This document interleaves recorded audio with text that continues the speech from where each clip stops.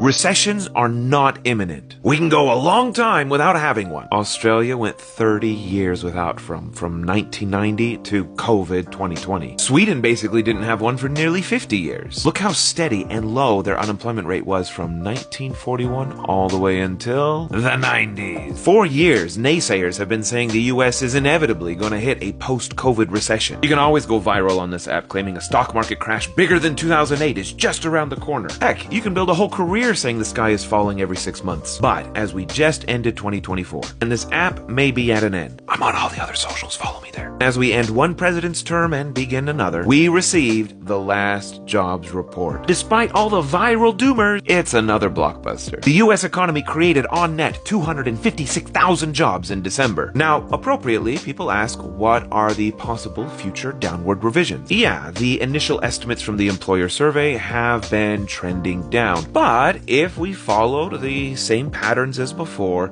we would probably be at the gray line rather than the blue line, estimated by the economist Guy Berger. I mean, this is still pretty solid. But we can also look at the unemployment rate, which comes from a totally different survey. It also improved, showing a full 7 months of stability. Zooming out for history, we find that the 4.1% rate is pretty good. Now, zooming into the different types of unemployment, we see that the most worrisome permanent layoffs, they're in black, dip down. And the long-term unemployed, those who've been unemployed for more than 27 weeks, represented there in yellow, also took a dip. What about those folks who are working part-time when they really want to work full-time? That's been taking a dip as well. Okay, but the SOM rule said a recession is coming. We now have 3 months in a row where the SOM rule has been untriggered. Well, what about stagnant wages? Wages for the middle worker have grown by 3.6% since December 2023, whereas prices grew by less. 2.5%. Now, one area of softness is hires. The hiring rates have slowed down significantly. If you don't already have a job, it's much more difficult to get one right now. But this is counterbalanced by positive news with layoffs. Layoffs are also historically low. If you already have a job,